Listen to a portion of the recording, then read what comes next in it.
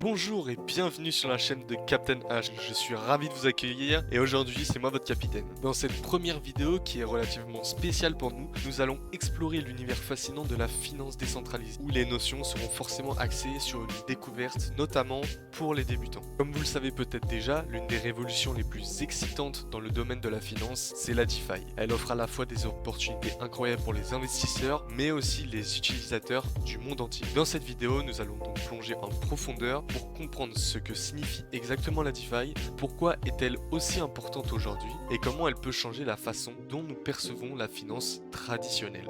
Cette vidéo est conçue pour vous donner une base solide et vous aider à comprendre les concepts clés de la DeFi. Pour cela, nous allons explorer les principales composantes de la DeFi pour que vous puissiez avoir une vue d'ensemble et complète de cet écosystème en constante évolution.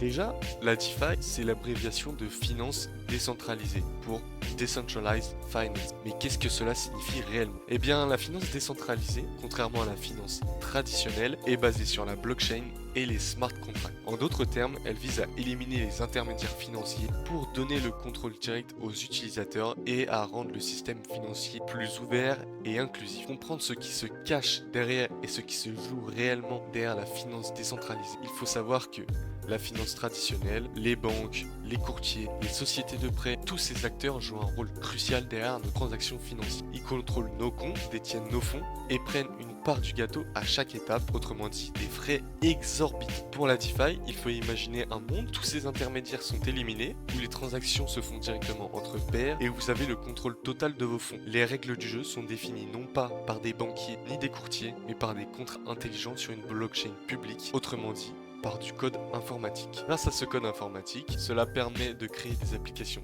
décentralisées qui permettent aux utilisateurs d'emprunter, de prêter, d'échanger et de gagner des intérêts, autrement dit faire fructifier ses actifs sans avoir besoin de faire confiance à des tiers. Sans plus attendre, nous allons passer sur mon écran pour que je vous montre les deux principales composantes de la DeFi pour générer des revenus et faire fructifier vos actifs. La première étant les échanges décentralisés, qu'on appelle aussi les DEX, et les plateformes de prêt et d'emprunt. C'est parti.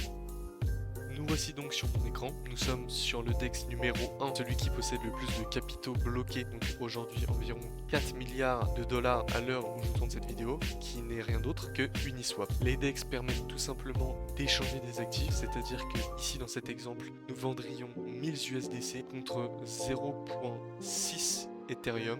Pourquoi les DEX font partie des composantes les plus importantes de la DeFi? Tout simplement parce qu'ils éliminent le besoin de faire confiance à une bourse centralisée pour effectuer vos transactions de crypto. Ils fonctionnent grâce à des contrats intelligents, des smart contracts, ce qui signifie que les fonds restent uniquement sous votre contrôle à tout moment.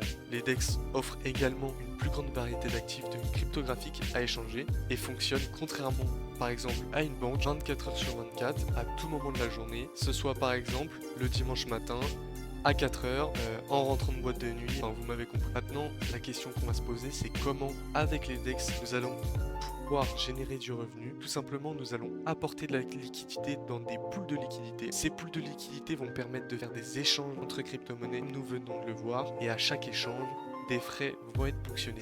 Donc tout simplement ici on regarde la pool USDC Ethereum. Tout simplement le calcul pour calculer le rendement d'une pool est très simple.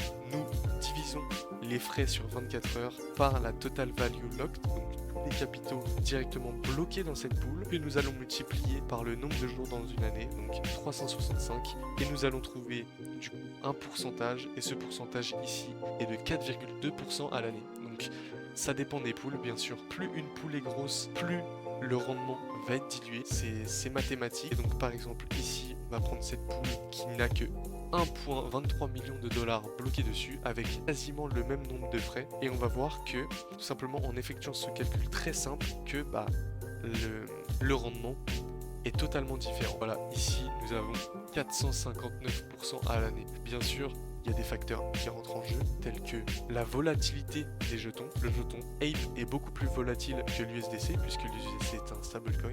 Aujourd'hui, je passe très vite sur des termes très compliqués, tels que l'impermanent loss, les stablecoins, les smart contracts, mais ne vous inquiétez pas, ces termes seront expliqués dans de futures vidéos. Désormais, nous passons sur les protocoles de prêt et d'emprunt. Aujourd'hui, nous allons aller découvrir AAVE. AAVE est un des premiers protocoles de prêt et d'emprunt, notamment par sa Total Value Lock, qui est de 7 milliards à l'heure où j'enregistre cette vidéo. Voilà, c'est un marché monétaire où nous déposons nos actifs pour générer des revenus et nous pouvons emprunter grâce à nos collatéraux déposés. Par exemple, ici, nous déposons 1000 dollars d'Ethereum.